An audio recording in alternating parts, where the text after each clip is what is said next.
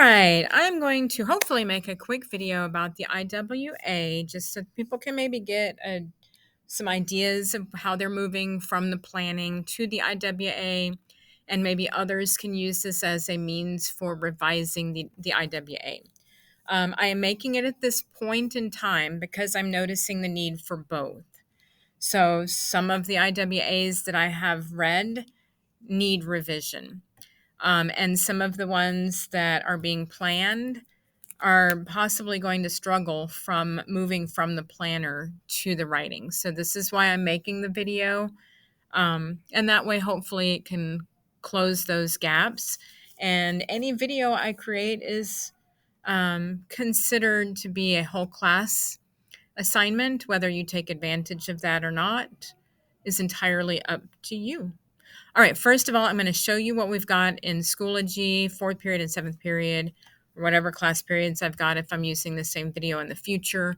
Have the same things available to them. So we've got different resources available to us. So one of the ones I'm going to look at with you today is coming from the slideshow called IWA.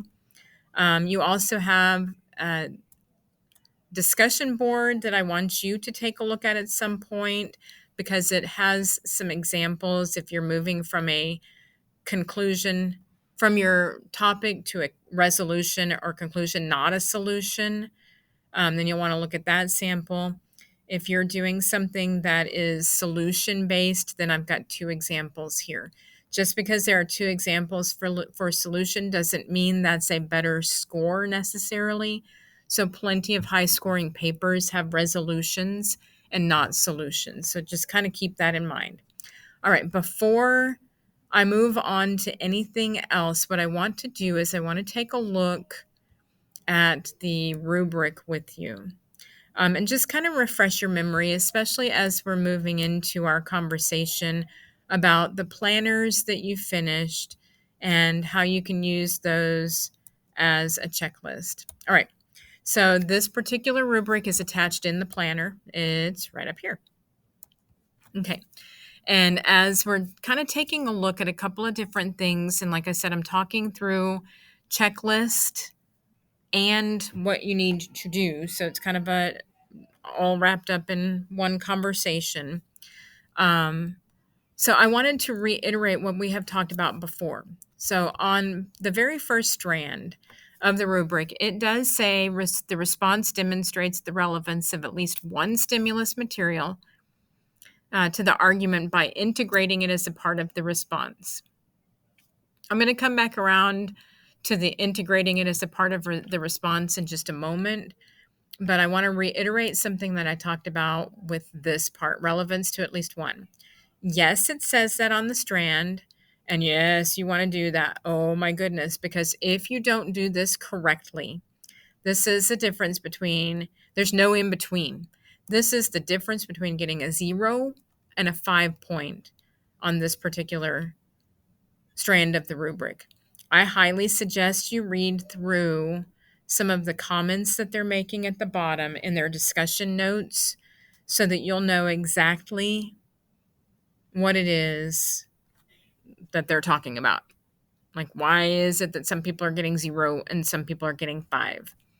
I do want to come back around to this conversation. Just because it says 1 doesn't mean that you're only using 1. So I have said this over and over in class that you are to use 2 of the stimulus materials in your writing. And it says so on the very first page. So it does talk about 0 scores on the paper overall. So if the reader is reading your paper and they are not seeing that you derived your topic, your ideas from the stimulus material, and that you have wandered away from that you are doing your own thing and it doesn't relate to something thematic in the stimulus material, then they will give you a 0 on your paper. And they won't bother with the rest of the rubric because it is considered an off-topic paper. So you need to be able to show to them that your paper is related to the stimulus material by using at least two of them. It says at least, and I know some of you are trying to use more than that, and you're more than welcome to. I don't know that I would suggest it if they don't fit, like don't force it. It's not like a square peg in a round hole. Like don't force it. It's not going to work. But definitely pay attention to that part. That is probably the first thing that I'm noticing is that people are not integrating their stimulus material. And so I want to take a look at this real quickly. There are a couple of ways that you can integrate your stimulus material. You could do that in the context.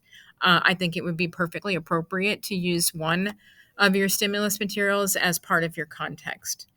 And then I would use the other one as a solid claim, or it's a solid evidence to a claim, integrating it into the conversation. At no point on your planner does it talk about having separate paragraphs where you discuss the stimulus material outside of the context of your claims. So if you are doing that, and I have seen multiple people trying to do this, if you're doing that, you need to rethink your paper and you need to figure out how to integrate your stimulus material as evidence for one of your claims. The stimulus materials are not claims 4 and 5. Claims 4 and 5 are for people that need multiple claims. You need to have 3 to 5 claims for your argument. So that's what you're doing.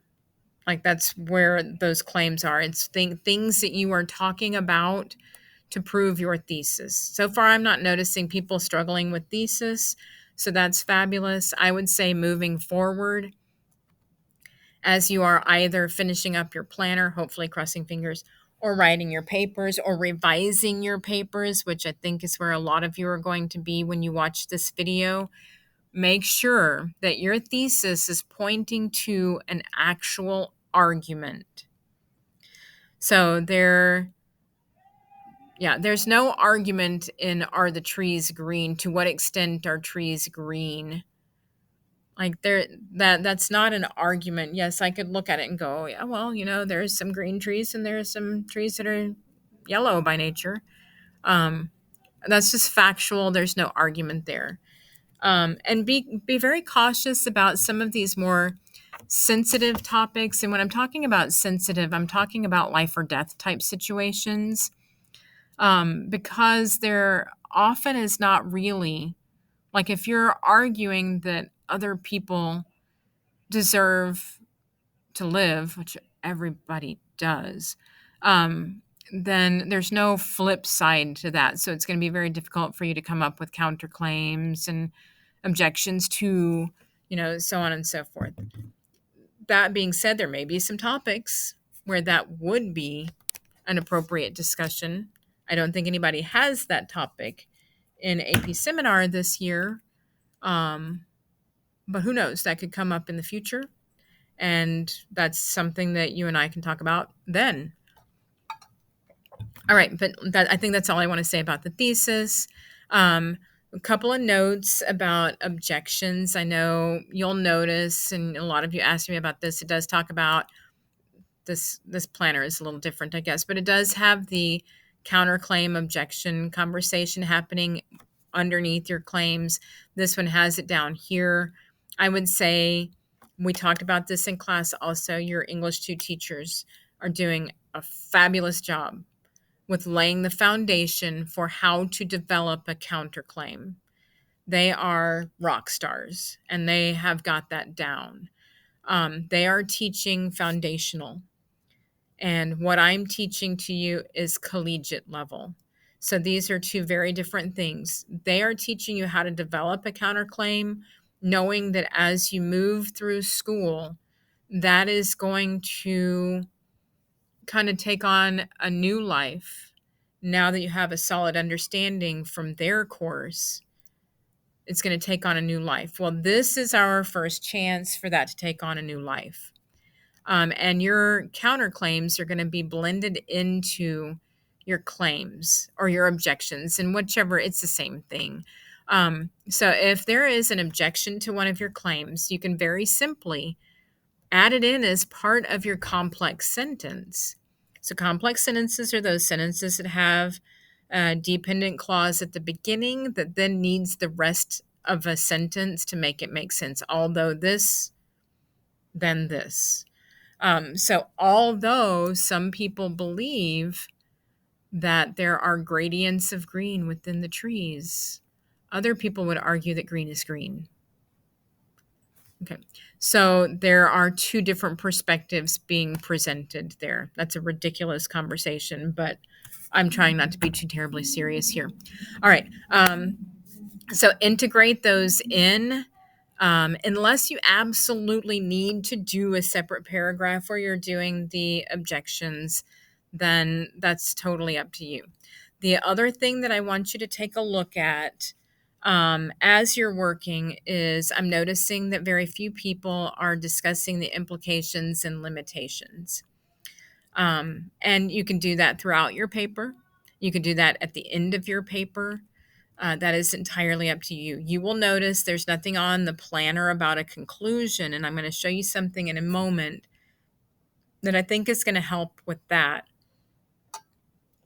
But implications and limitations could essentially go into the conclusion.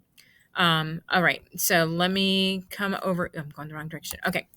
Limitations we talked about before when you did your IRRs and you put together your TMPs and your team was doing an argument. We talked about the fact that these are things that are not in your control as a researcher. So it's not your own shortcomings. It's not like, well, I researched for hours and then I gave up. That's not a limitation. That's a reality, but not a limitation. So these are things that are shortcomings, conditions, or influences that cannot be controlled by you that place restrictions on the conclusions. We're not talking methodology at this point. That's for AP research. But it's putting restrictions on the conclusions that you can draw. So any limitations that might influence the results that you find should be mentioned in your paper. And sometimes these limitations are within the research that you're finding, and they may even actually identify their own limitations. Most professional researchers do that as a part of their papers. So that is something you could actually look for in the studies that you're using, in your research that you're using. But you can also have your own. So it's not just things that you find. You can have your own limitations to your research. So maybe not your analysis is limited because you don't want to come off as though you don't know what you're talking about. But perhaps you were looking into a topic, like we've talked about this before. AI is such a new topic that it's very difficult to find research on it. And so when people did that earlier in the year, they did it very well. But it was very difficult because that was a limitation. They had very little research to go by with it being a brand new topic. So that hindered their analysis very slightly, or quite a bit, perhaps. Nature of self-reporting. So that happens in studies. Like some people will report out what their limitations are, and some people will withhold those. And you might notice them, and you might not, as you're reading through articles and studies and so on and so forth. Instruments you utilize, that definitely does not pertain to you. So you're not going to talk about EBSCO as being your limitation. That is talking about like the methodology tools. That would happen within the studies that you're reading. You're not doing anything where you're using instruments or sample sizes for that matter. Still something very critical to think about, though. And once you move into AP research or AP Lang, even, that is a discussion. So if you're writing FRQs in AP Lang, FRQ1, and you're looking at not the DBQs, the articles that go along with it, and you're wanting to get that sophistication point, or maybe even FRQ2, I can't remember if it's on there. I know it's not on FRQ3. But we're doing rhetorical analysis. If you're looking at the way that they are, what samples they're using, what sample sizes, what instruments they're using, what sample sizes they have, that could be a limitation. If you're trying to decide that all of America wants Lionel Richie to win Best Performer of All Time. And you're like, I didn't know. I don't even know who that is. I mean, I do. I love Lionel Richie, but maybe you don't know who that is.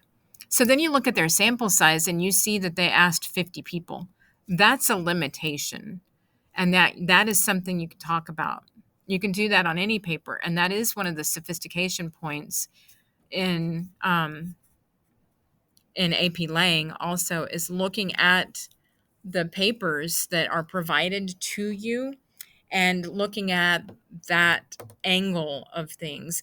And time constraints for you could be a limitation. They could have noted that in a study, but you could note that in your own study, in that you only had 30 days. So this is not adequate research in terms of solving major world issues that y'all are looking into.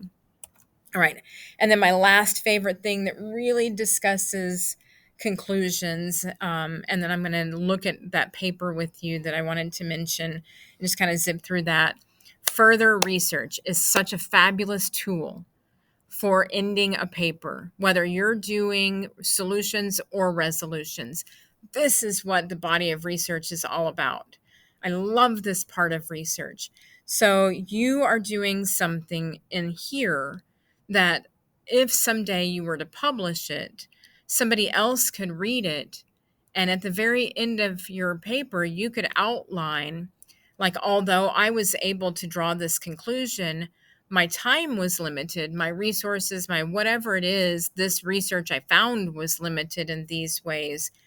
And so my discussion is, although robust, perhaps has some things that still are left in question. This begs for further research. And so now you're talking to the entire community of people that are investigating, arborists that are investigating trees, for example. So now I'm talking to an entire community of arborists and saying, here's something that you could do.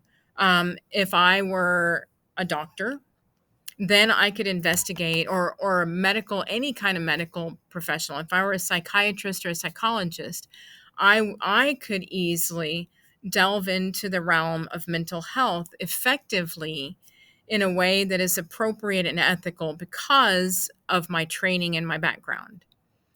I wouldn't do that as a teacher because I don't have that degree and I don't have that kind of background. So I wouldn't walk out into the world and conduct a study on that type of thing. I wouldn't go out and investigate, cartilage in knees because I don't know anything about that, or I wouldn't investigate DNA in a study because I don't know anything about that. I could do something educational, and I do have a master's degree in education.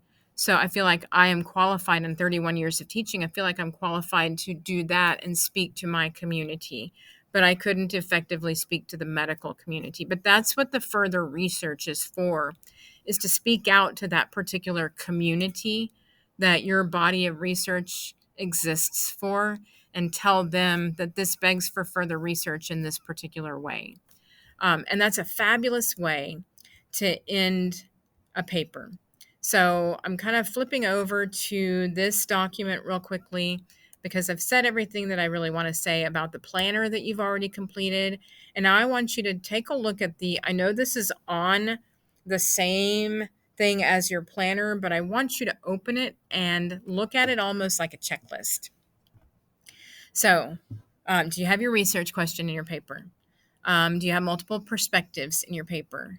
Is there context? Are you providing context? Are you discussing with this why this problem is important? Somewhere in your paper, do you have at least 2 stimulus material and are somehow connecting those thematically? You don't have to come out and say these are thematically connected and that this, but you know what? Sometimes people do that and they still score well. So shoulders up, shrug, shrug. Who knows?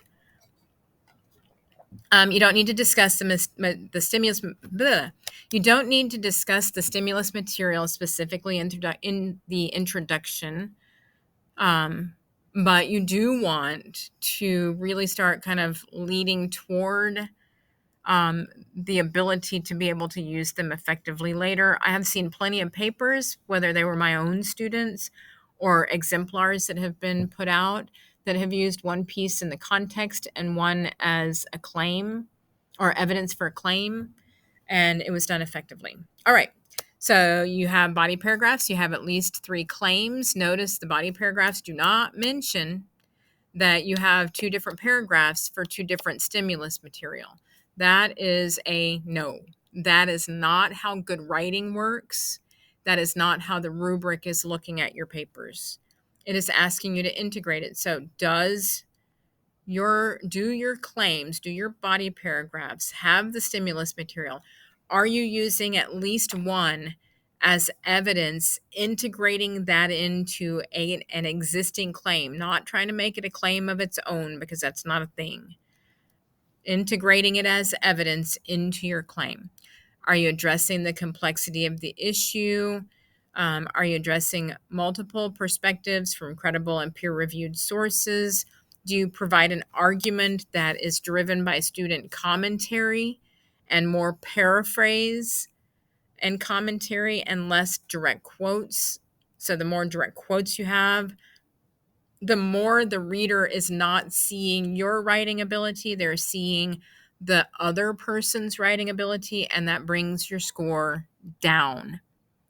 So when your teachers in English 2, English 1 and English 2 have talked to you about embedding quotes, they don't mean put a sentence starter, for example, and then providing 7 lines worth of somebody else's words.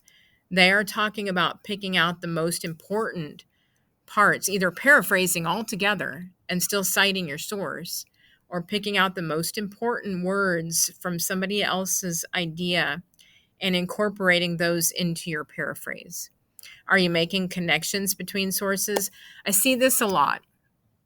Your paper in no way should be a series of little miniature paragraphs where you talk about one source and then you talk about the other source and another source, and these are all 3 different paragraphs. You need to practice. I implore you, practice putting these into one solid paragraph that is revolving around one claim. If your claim then has 2 paragraphs, perhaps that will be okay, but you should not have separate paragraphs for each piece of evidence. I said that with the IRR, and I'm going to say it again because still people are doing that.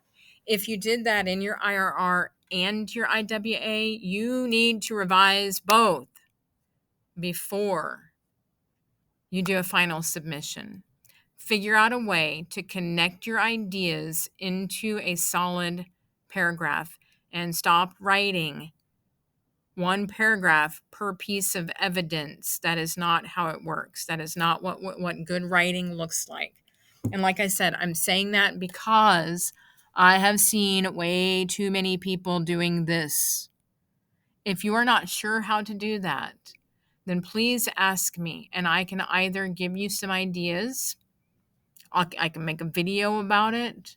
I can connect you with some AP research students that know how to do that.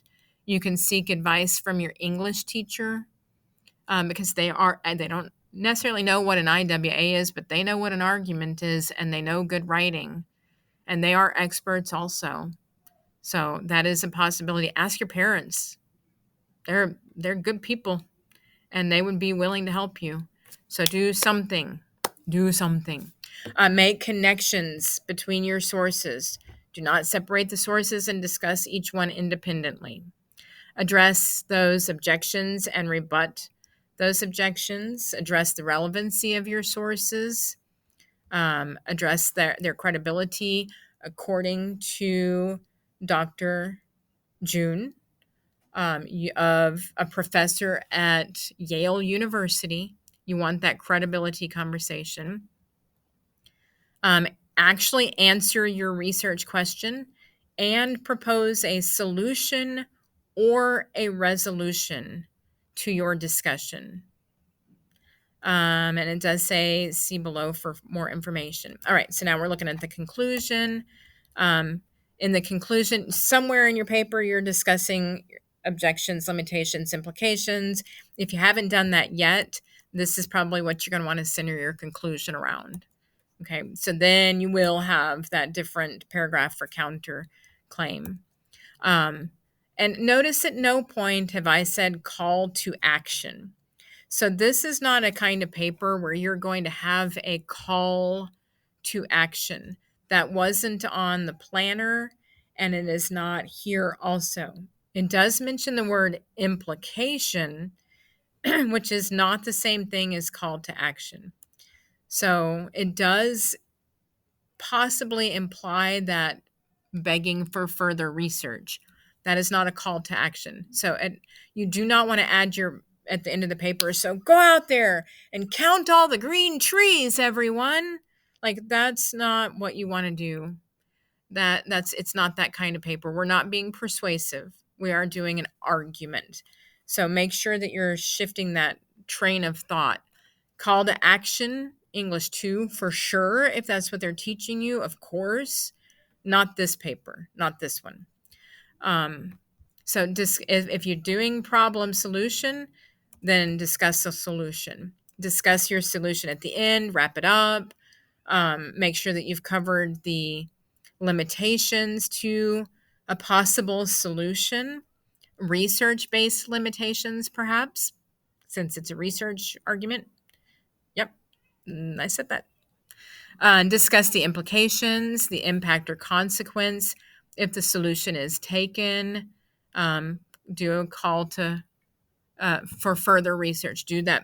This begs for further research. Are you doing a conclusion that is a resolution? A great way to wrap that up when you're not providing solutions is to come back around to your thesis, restate it in some way that is kind of stands out a little differently, then do what can be best described as a quote unquote call to action. I put that in there because I know some of you are familiar with this, but it's really not a call to action. Okay. But say something like, this conclusion begs for further research that we'll dig deeper into, and then note some aspect. Use that exact sentence starter if you want. I came up with the words, but I don't own them. They're words. So this is official. You have right to steal this conclusion begs for further research that will dig deeper into without it being plagiarized. I give that to you. And then I have an example here that you should read. This document also goes further into formatting. I know a lot of you have asked me if you're formatting your IWA like your IRR, and the answer is yes. We learned that for a reason, and now you're continuing to practice that. So yeah, go do. Yeah, woohoo. I do have some sentence stems attached if you're really struggling with figuring out how to write things. I have a little section here about how to use your stimulus material effectively. It says use at least 3 sentences when discussing your stimulus. I've talked too long. I can't talk anymore. So I'm going to hurry up and wrap this up so y'all cannot be bored anymore. Hopefully this is educational though, and you're getting something from it. Provide a quote, explain and clarify, focus on tying this into your overarching conversation. Ways that you can use appropriate transitions. Those are important. And finally, some more mentor texts. I told you I'd get to some. There are 2 that are problem solution, and there is a presentation example that's on YouTube. So you should be, yeah, it looks like it's still visible. So you should be able to look at the papers and then see the natural progression into the actual presentation. And then here's the issue/resolution example. Notice, what am I finding here? Oh, this one's actually one of mine that I had in training.